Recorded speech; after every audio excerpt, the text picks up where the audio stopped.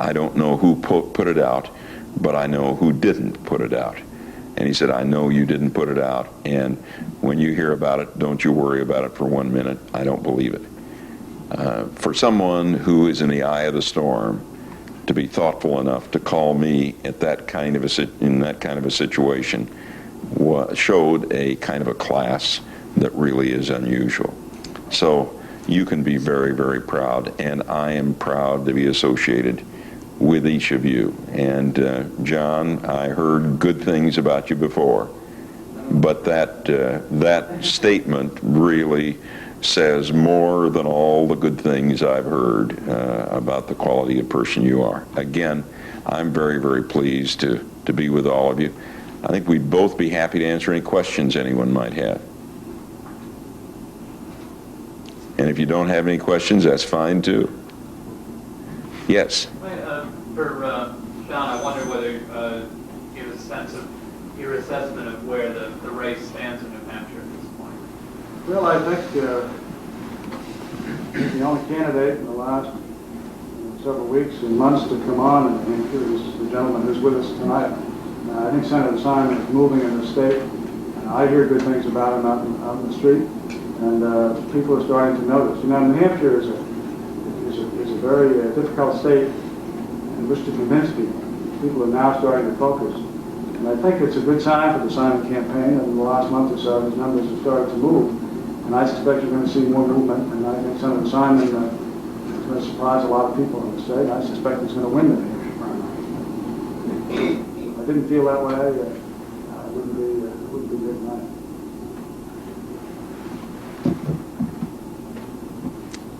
We thank all of you again.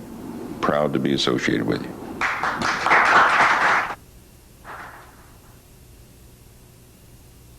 Our next stop on Road to the White House is Indigo Golf and Country Club in Daytona Beach, Florida, where Representative Jack Kemp spoke to the Volusia County Tiger Bay Club. Ladies and gentlemen, I present to you the Honorable Jack Kemp, Congressman from the 19th District, Buffalo, New York, the next President of the United States. Thank you, Vice. Thank you. Ladies, thank you.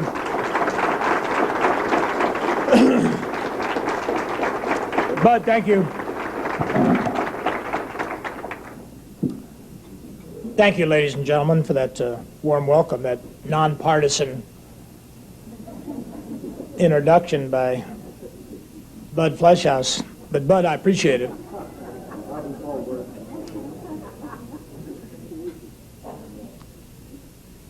I appreciate your and Suzanne's hospitality, appreciate the wonderful friendships that we've made in Florida.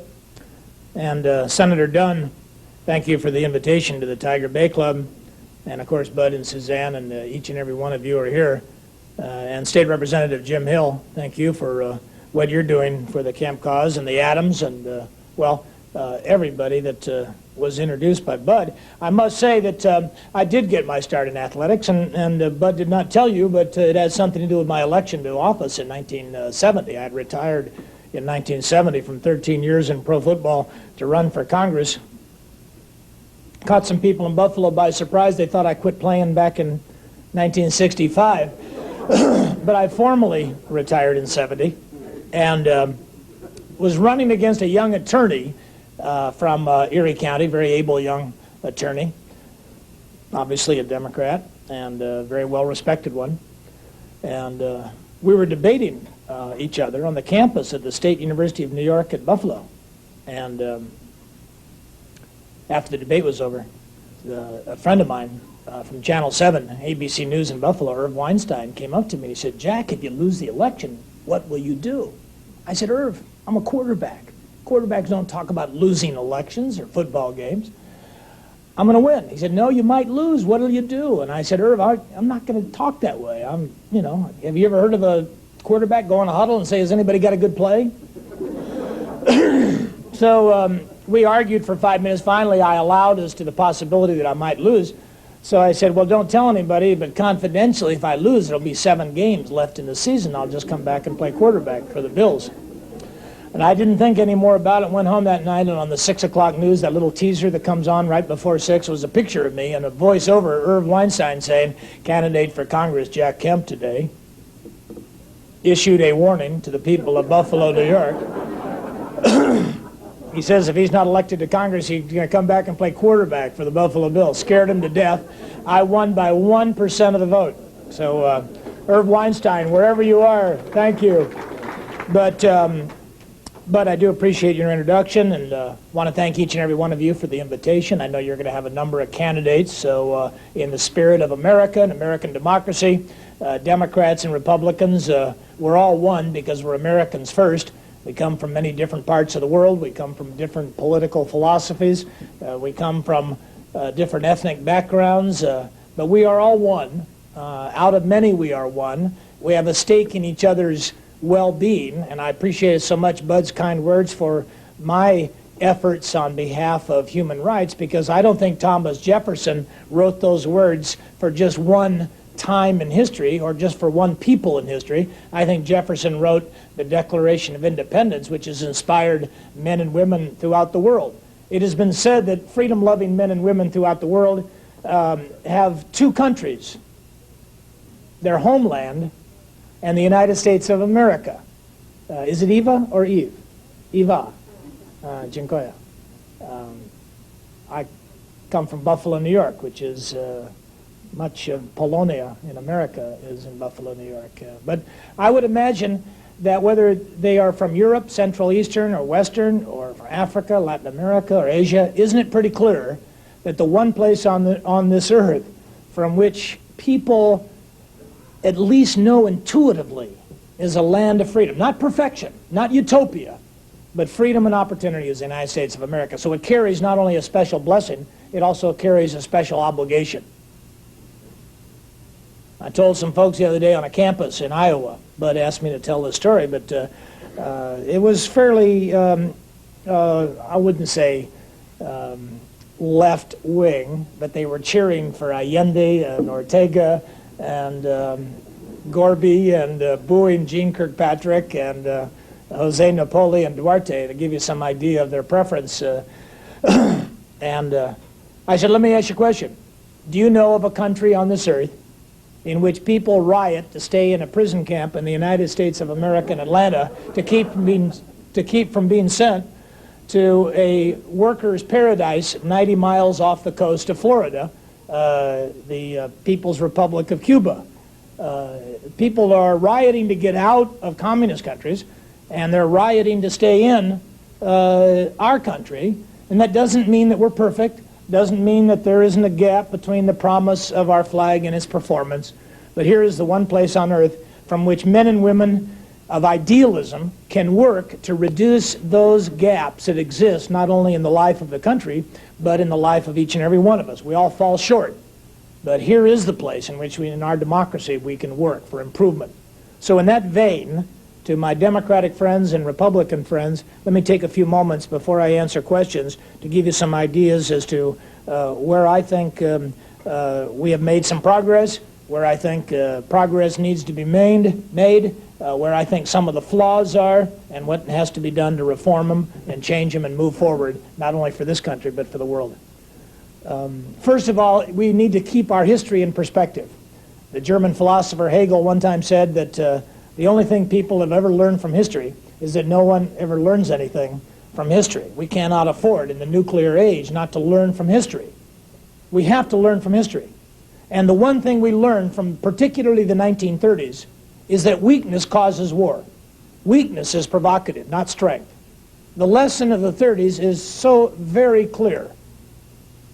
Looking at this young lady from Poland reminds me that when Neville Chamberlain came home from Munich with a piece of paper, it was not the piece of paper that guaranteed the peace of Europe in the 1930s. It would have been the strength of the alliance. It would have been the strength of Britain and France and the United States. But the Congress in 1938 passed the Neutrality Act. Hitler had overrun the Rhineland. He had overrun Austria. He had overrun the Sudetenland. And, of course, Neville Chamberlain went off to Munich to get peace in our times. And if my history is right, he gave up Czechoslovakia in order to buy peace. And if you remember the great picture of Neville Chamberlain coming home on that little biplane, landing in London, and he had a piece of paper waving in his hands, and he said, "I have here Hitler's name on a piece of paper." And he was smiling, and he was carried through the streets of London. And of course, Edward Daladier, the foreign minister of France, was carried through the streets of Paris. Winston Churchill, in his memoirs, talks about the speech that Chamberlain gave coming back from Munich. And people in the House of Commons stood and applauded for 5 minutes solid for Neville Chamberlain. Ladies and gentlemen, peace in our times lasted for 2 weeks. And within 2 weeks, Hitler had invaded not only the Sudetenland, but Czechoslovakia. And then it was the Danzig Corridor. And then it was Poland. And then it was war. What a shame. What a tragedy. Every historian, left, right, and center, says that World War II could have been prevented. That it didn't start with the invasion of Poland. It started with the fascists invading Abyssinia, Ethiopia, Northern Africa, in 1935 or 36. It started when the United States Congress passed the Neutrality Act. It started when France and Britain turned down defense as a way of stopping Hitler and Mussolini. Now, you probably wonder why I'm delving into this at such great length. The parallels are not perfect. No parallel in history is ever perfect. But the one lesson from the 30s, I think, is demonstrably clear from the mistakes of the 30s and the possible mistakes of the future. Weakness causes war, not strength. Every time the West has been strong, it has prevented war. Keeping our country strong, keeping the NATO alliance strong, keeping our commitment to human rights in the world strong, keeping our friendships and our relationship in Latin America strong, keeping the Monroe Doctrine strong, is not an act of provocation, it is an act of peace. In 1934, as the history books tell us, Winston Churchill, out of the House of Commons, went onto the floor of the House and gave a speech about the defense of Great Britain. Did you know in 34-35, Britain did not have a defense ministry? Britain had no radar. Churchill talked about a new technology. He called it radar. And it was for the purpose of defending Britain against a Nazi bomber attack. The Prime Minister was Stanley Baldwin, and Chancellor of the Exchequer was Neville Chamberlain, and they turned down a defense ministry. And they said the following: number one, it will cost too much money. Number two, it would provoke Adolf Hitler. And number three, bombers will always get through. It won't work. Now let me update you to 1986, the floor of the United States Congress. I'm not saying I'm even sorry, I'm talking now about history. I offered an amendment on the floor of the House to move as quickly as we could to something that President Reagan calls Strategic Defense Initiative. What the press has called the Star Wars, I think is for the prevention of war, either in the heavens or on earth. Nonetheless, I offered the amendment to move this country to the early deployment of strategic defense. There were 3 arguments against it. It'll never work. It costs too much money.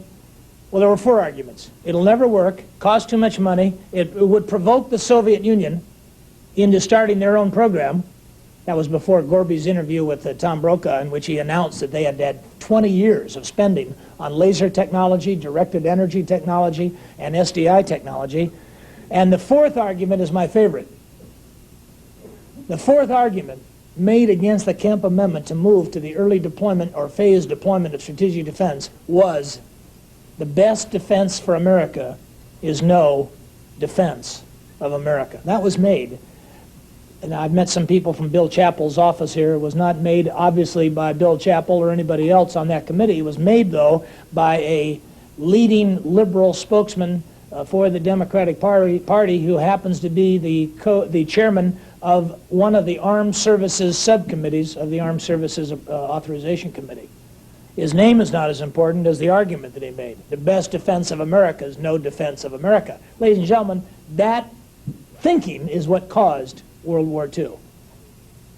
Now, we can't afford World War III. We can't afford a nuclear war. How do you prevent it? How do you bring peace with freedom to the world? I think our alliances should be kept strong. I think our conventional capabilities should be strong. I think we need to modernize our strategic triad, and I definitely believe we need to move the world away from offensive nuclear weaponry to strategic defense. And with all due respect to the critics, it isn't Star Wars. It would be peace, because we can make nuclear war obsolete. And for those of you who are in medicine, must have read the recent story about the laser technology that can place electrons into the cell of a cancer and destroy the cell of the cancer without hurting any of the surrounding tissue. That same free electron laser are being worked on at Lawrence Livermore Labs at the University of California, Berkeley, is a free electron laser that someday in the mid-1990s can neutralize the guidance system of a Soviet ICBM or a Gaddafi ICBM. Question: should we develop it? Should we deploy it? I was thinking, if you asked a cancer patient, should we deploy a weapon in the fight against cancer, he or she would say, yes, deploy anything you can find to end the scourge of cancer on this earth. But when it comes to the defense of Western civilization, to the defense of the United States, to the defense of Western Europe, to the defense of Israel, to the defense of our alliances and freedom, the question then becomes a question of whether or not it's too costly. Ladies and gentlemen, the cost would be, and I'm just going to put out the figure, and I know that it would expect some questions, the estimate of the first phase of SDI would be $100 billion over 12 years.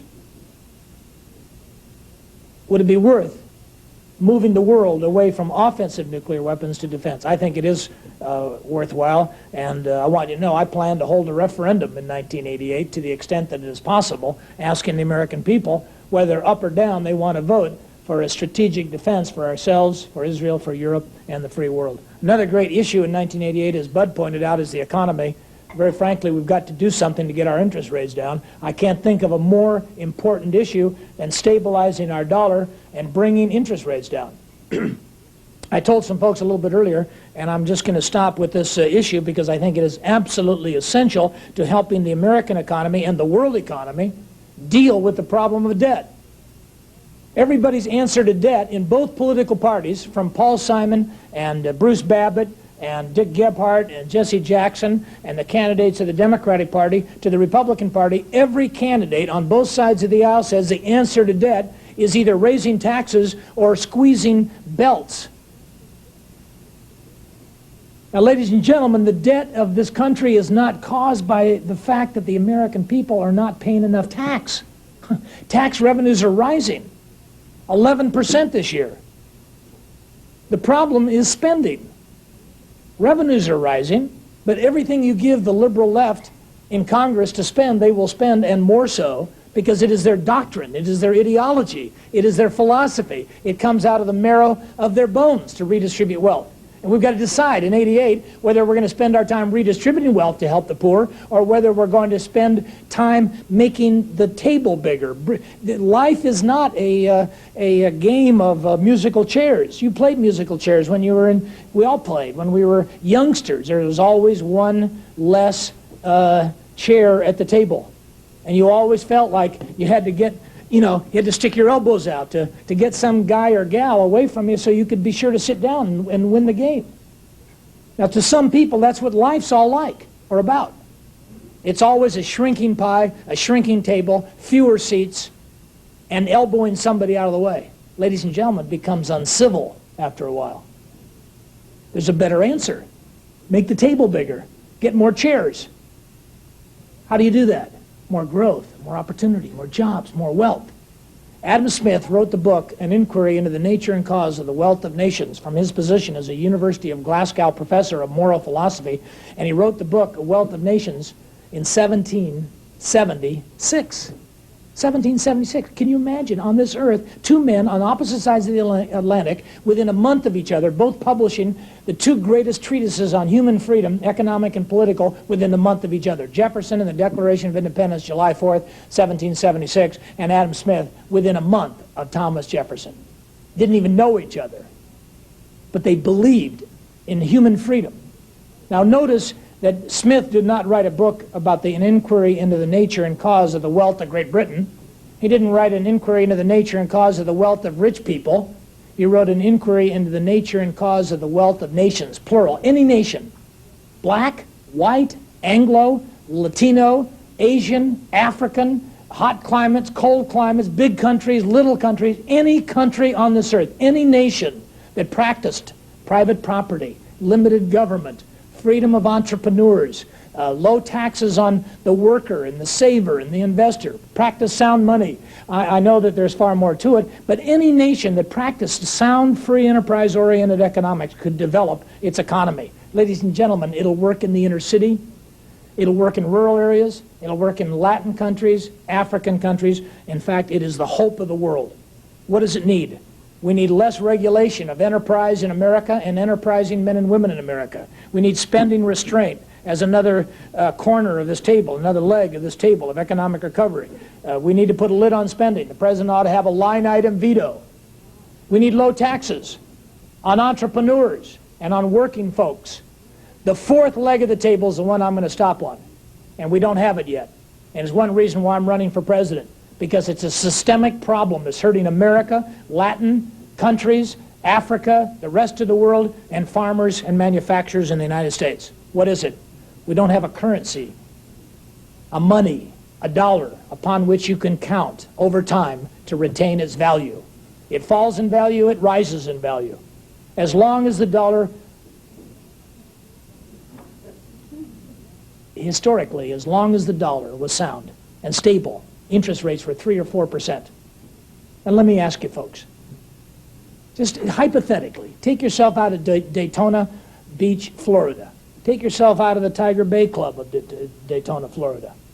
Separate yourself from 1987, 3 days before Christmas, and I think this is the 7th or 8th day of Hanukkah. Just take yourself out of the moment and step back from the history books, step back from the newspaper headlines, and step back from the television screen. Ask yourself a question.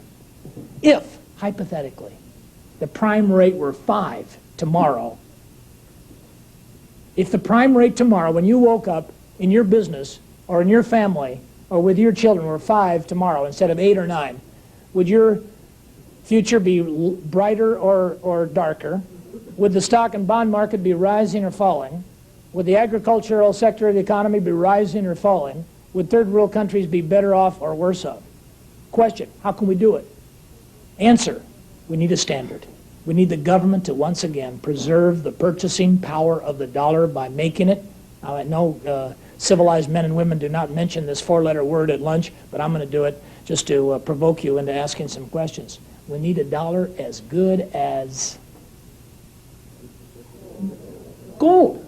We need a dollar so good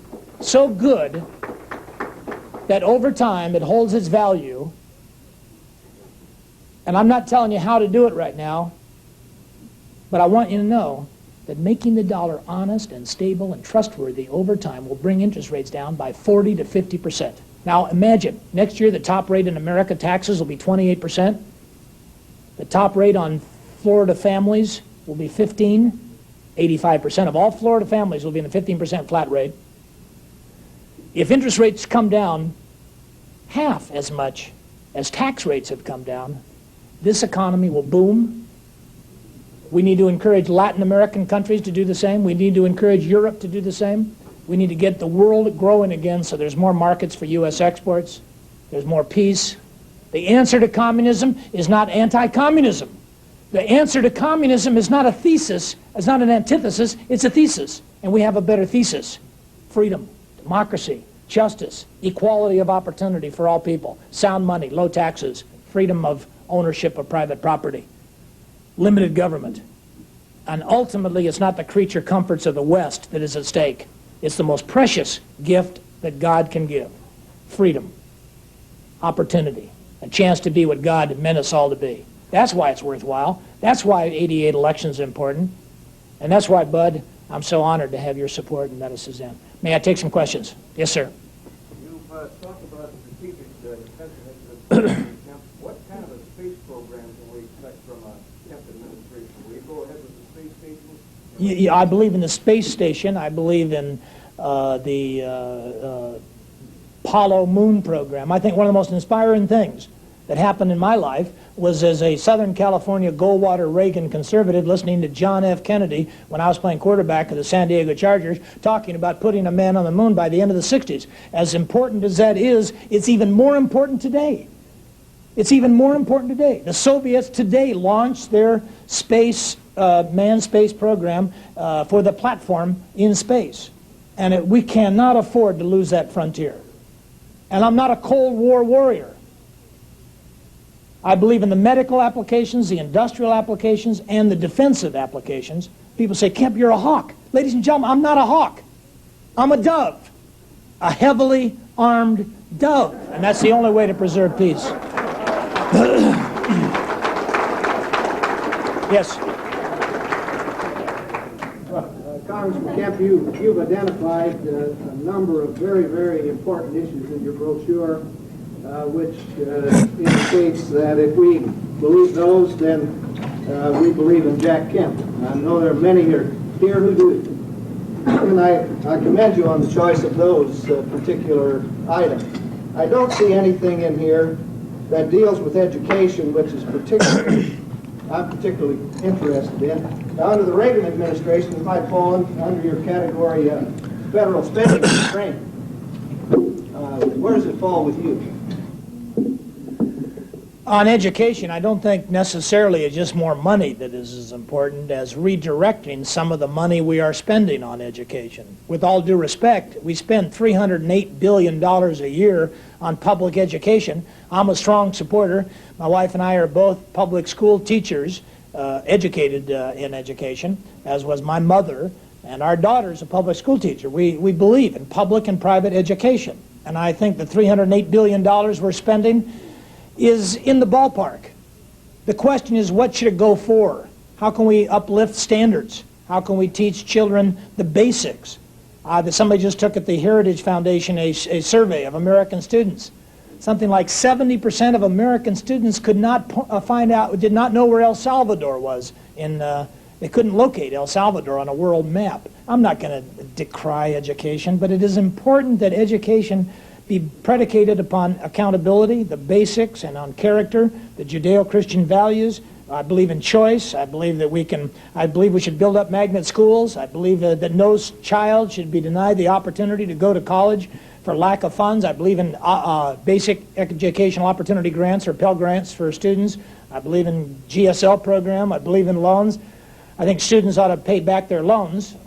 That comes as a shock to some of my friends, but by and large, it is not a question of spending more money, it's a question of redirecting our priorities. And I'm a strong supporter of the magnet school program. I believe that we can do a better job, and I do believe in accountability. I just say one last thing. I think the principals should have more authority to pick their staff. They should have more authority to reward good teachers. I think there should be more choice for parents. And I really believe that education is the foundation stone of our whole democratic form of government, along with the family. Those are the two places in which we inculcate values. Congressman, are you supporting our president on the INF treaty? Wow. I support the idea of linkage in this treaty to issues of Soviet behavior that I think have to change before the treaty is ratified. I believe that we should not sign treaties with the Soviet Union that do not require the Soviet Union to comply with previous treaties. And with all due respect to this president, no one fought harder for him than yours truly. I would not sign a treaty with the Soviet Union until they comply with the Helsinki Human Rights Treaty, until they treat Jews and Christians with some degree of dignity and justice, and until they comply with SALT I, SALT II, ABM, and frankly, we ought to get them to tell us tomorrow that they're getting out of Afghanistan and Nicaragua. What about the INF treaty itself? Well, the INF treaty is, we could have gotten so much more for it. You see, the problem with the INF treaty is this.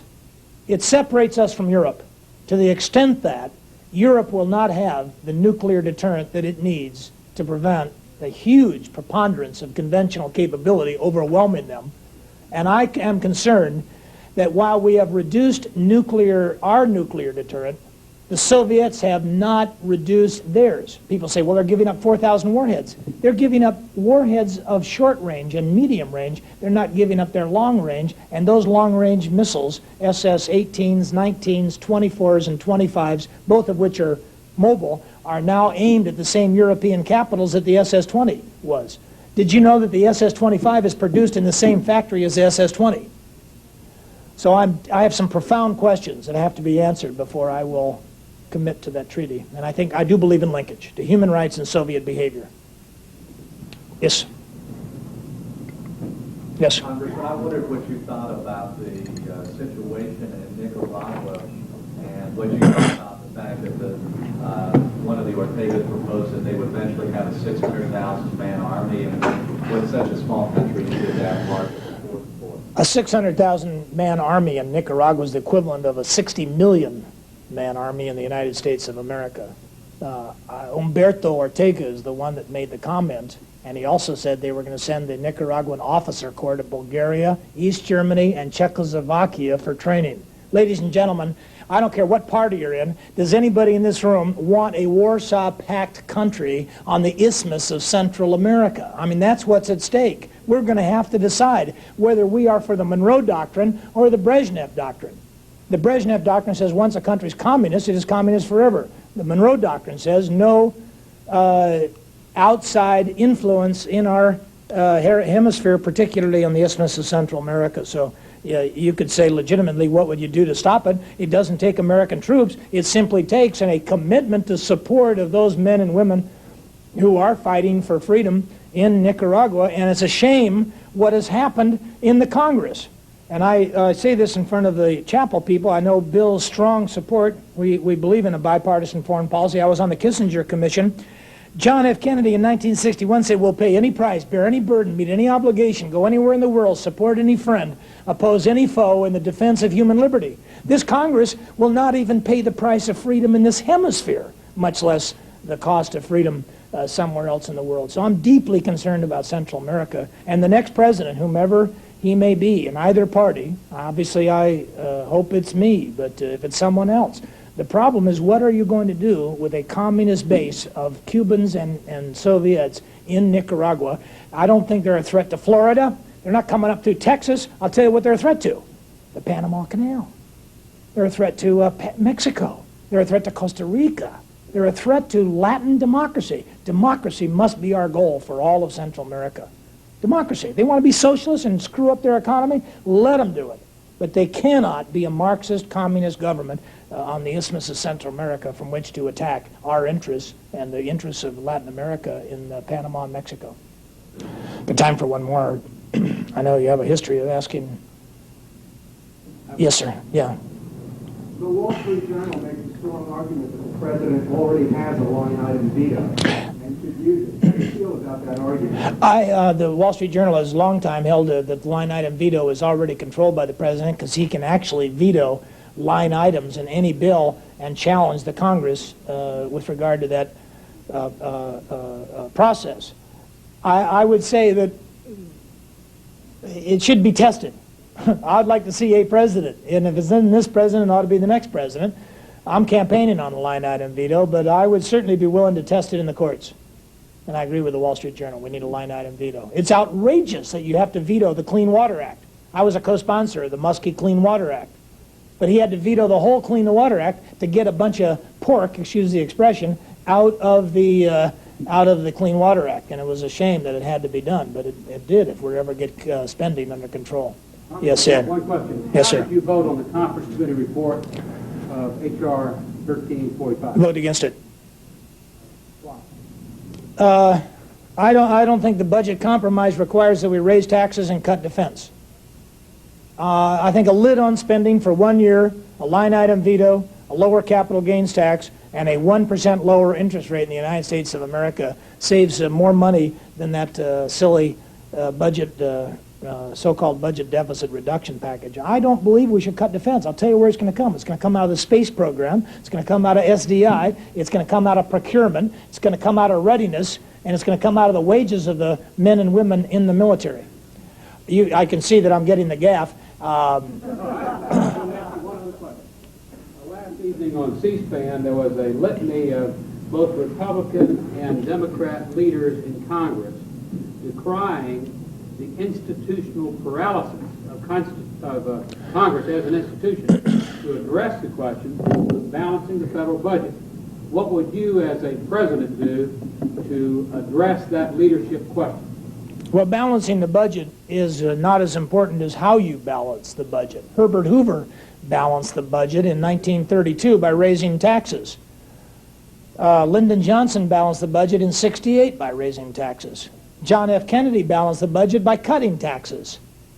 In 1963, the economy roared forward. Money was sound. The difference between the Kennedy years and the 80s is that the dollar was as good as gold. William McChesney Martin was the chairman of the Fed, and long-term interest rates were 3 or 4%. And that's why I'm suggesting that if we want to balance the budget in a positive, progressive, compassionate, and realistic way, we ought to do it by getting interest rates down, unemployment rates down, our growth rates up, put a lid on spending, and give the president a line-item veto. Ladies and gentlemen, about 2 years ago, one second, let me just wrap this. I got to tell one last story.